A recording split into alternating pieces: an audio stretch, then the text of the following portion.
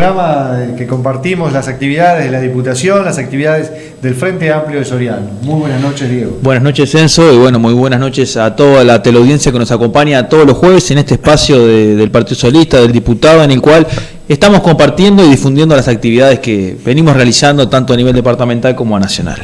Bien, y comentarles que hoy estuvimos reunidos con varios grupos de personas, el Zunca, por ejemplo, de Dolores, también actividades con algún integrante de los centros MEC y las asociaciones italianas de Dolores, en este caso también. ¿Por qué? Porque tenemos 3 proyectos de ley. Uno que tiene que ver con lo que es la mano de obra local, ¿verdad? Entonces, ¿cómo hacer para que cuando viene una empresa y la Intendencia, por ejemplo, contrata a una empresa, que esa empresa pueda decir, bueno, todo el personal que no depende de la empresa, es verdad que no viene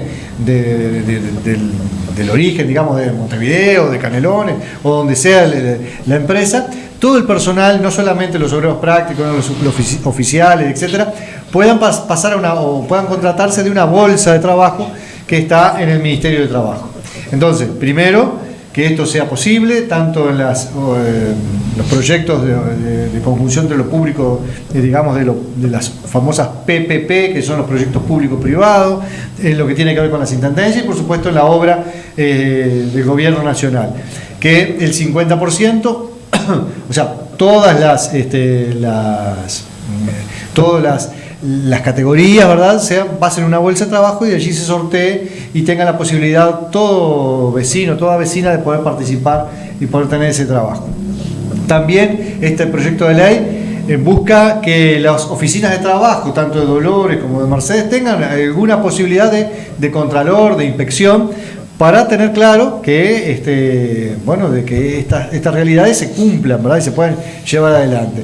Y también un capítulo que refiere a las sanciones. Es decir, cuando una empresa viola la normativa, bueno, que se sancione, ¿verdad?, pero que también tenga alguna pena. Por ejemplo, que pasen 3 años para volverse a presentar en una licitación pública. Una situación, un proyecto de ley que tiene varios de estos aspectos. Me parece que el Zunca es uno de los aliados que pueden estar en acuerdo con esto, así lo hicimos, se lo presentamos al Zunca Dolores, ellos quedaron de estudiarlo, de hacer alguna sugerencia, alguna corrección. También estuvimos con la sociedad italiana en Dolores. ¿Por qué?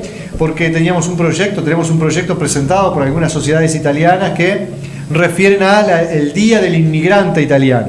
Esto tiene que ver con reivindicar todos los aportes de los italianos en el Uruguay, pero también tener presente la situación del inmigrante, ¿verdad? Y reconocer, hoy a veces vemos un inmigrante, alguien que viene al país, y lo rechazamos como que viene no sé a qué, a quitarnos esto o aquello. Bueno, tenemos que reconocer que la gran mayoría del pueblo uruguayo es nieto, bisnieto de inmigrantes, específicamente italianos, españoles y otras nacionalidades, que fueron los que vinieron, aportaron y conformaron esta identidad uruguaya que es la que tenemos hoy.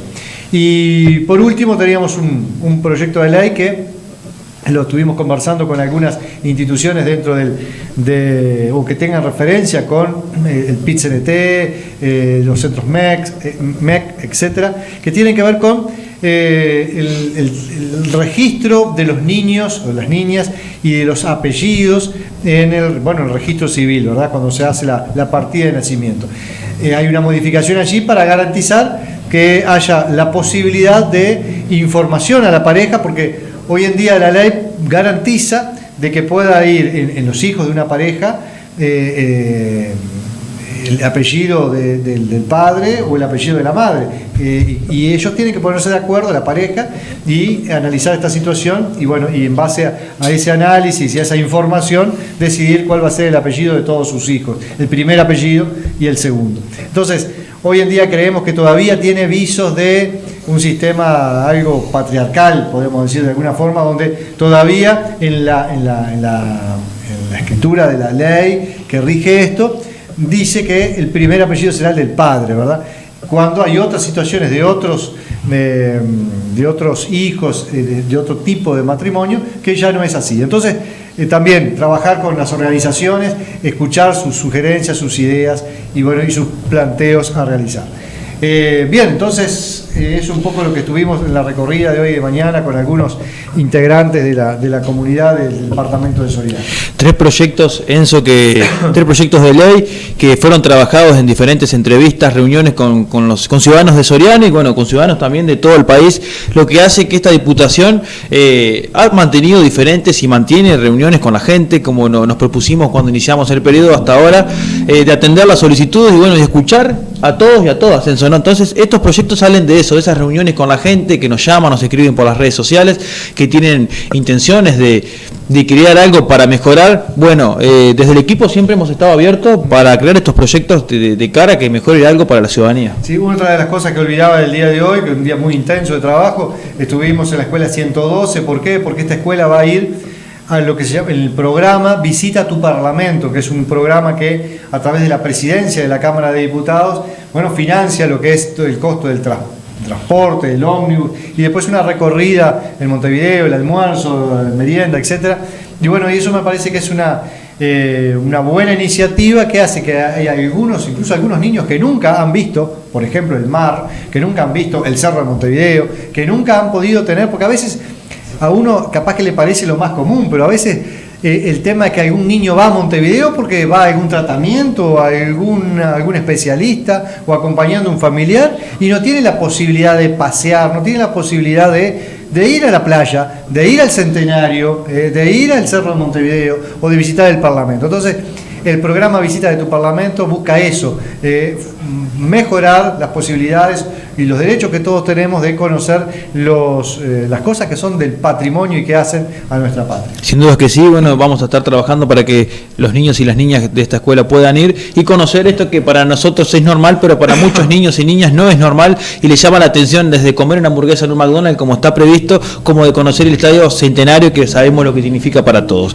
También vale la pena... Ya no comen en el McDonald's, ahora van al MAM, que es el mercado agrícola de Montevideo. Hermoso mercado. Que también el gobierno de Montevideo ha transformado una estructura vetusta, vieja, y ha hecho que se haga un hermoso lugar de encuentro, de cultura, de arte, etcétera, también de gastronomía. Entonces allí tienen la oportunidad ahora con productos uruguayos nuestros de tener el almuerzo, todas las delegaciones de niños que han ido desde el interior del país. Un lugar hermoso y renovado en gestiones del candidato a presidente Daniel Martínez. También podemos informarle a los televidentes, Enzo, que estuvimos recorriendo las obras del Liceo 2, el liceo que fue destruido, que todos supimos ver en los medios nacionales. Allí estamos viendo cómo quedó. Esto no existía, esto es todo nuevo. Es una obra que tiene su tiempo, que ha sido bastante reclamada por los ciudadanos de Dolores, una obra que, como todos sabemos, ahora en fotos van a aparecer, muy moderna, un centro muy moderno que van a aprovechar más de 500 estudiantes, que esperemos que valoren eso, ¿no? Porque si bien era necesario, el gobierno puso todo sobre la mesa para que salga adelante y lo estamos viendo, y no son palabras, son hechos, así que contentos porque otro centro educativo se va a inaugurar en Dolores. Ese centro educativo, bien, se aceleró la obra por el tema del tornado, pero ya estaba previsto el año próximo, el año 2020, esta obra estaba en el presupuesto y lo que se hizo fue adelantar la obra, ¿verdad? Una obra que va a tener casi un monto de $2 millones, es toda nueva, ¿no? Todo lo que estamos viendo es nuevo, no es una remodelación, es un edificio a nuevo, claro, con todas las instalaciones como hoy se piden, salones con la iluminación moderna. Vemos que ahora las pizarras son por todos lados, los bancos son más modernos, no son los que estábamos acostumbrados nosotros, así que recordar de eso que como varios liceos eran una casa vieja, ¿verdad? Entonces cuando se compra, digamos, para el liceo número 2, José Herrero de Dolores, lo que se hace era comprar una casa antigua que tenía varias piezas y allí se fue después agregando otra, lo que no estaba pensado sin duda para lo que tiene que ver el trabajo didáctico, educativo, etcétera, que estos liceos sí lo tiene previsto. Perfecto. Y también ya comentamos muy brevemente, porque tenemos un tema muy interesante para intercambiar contigo, Enzo, y bueno, comentarlo a la audiencia. Estuvimos visitando la obra del Club San Salvador de Pesca, una obra que tiene un aporte muy grande del Ministerio de Transportes y Obras Públicas, en el cual se agranda el gimnasio, esto no existía. Nosotros tuvimos la oportunidad de recorrerlo con el ministro de la Secretaría de Deporte, secretario Fernando Cáceres. Esto no existía, necesitaban un aporte, y bueno, a través de estos convenios que hace el Ministerio de Transporte y Obras Públicas, la Secretaría Nacional de Deportes, brinda una especie de apoyos y bueno, son posibles estos logros. Sin duda, bueno, es una forma también de que el gobierno nacional se hace presente en el territorio y en las distintas localidades con una presencia que transforma, con una presencia que en definitiva es un aporte al deporte en este caso, pero también sin duda a la cultura, a la sociedad, etcétera. Bien, nos centramos, Enzo, en un tema muy importante en los últimos minutos que nos quedan. Como todos hemos visto en el último tiempo, se ha estado hablando mucho, se ha estado diciendo mucho sobre la famosa ley trans que fue aprobada el año pasado por el Parlamento, una ley que está siendo crítica por un porcentaje pequeño de la población y a veces mal informada. Aquí estamos comunicando un poco las verdades y mentiras de lo que se suele decir. Sí, se dice ahí que las personas trans mayores de 42 años recibirán una pensión vitalicia, ¿verdad? Pero esto no es así. ¿Por qué? Bueno, porque en definitiva las personas que nacieron antes del 31 de diciembre del año 1975 y que fueron víctimas y que lo prueben, tienen que haber sido víctimas de la dictadura militar y que tienen que tener pruebas fehacientes, así dice la ley, bueno, hace que en definitiva no es que cualquier persona trans va a cobrar una pensión por el hecho de serlo, ¿verdad? Sino que es una reparación que todos los ciudadanos del Uruguay la tienen, es decir, todo ciudadano que hoy logre probar que en la dictadura militar fue víctima del terrorismo de Estado, fue víctima de violencia en la dictadura, bueno, puede tener o acceder a una reparación económica. Las poblaciones trans no lo habían hecho, ¿por qué? Porque en aquel momento también se decía, a ver, lo que dice la ley hoy es que por razones políticas y sindicales.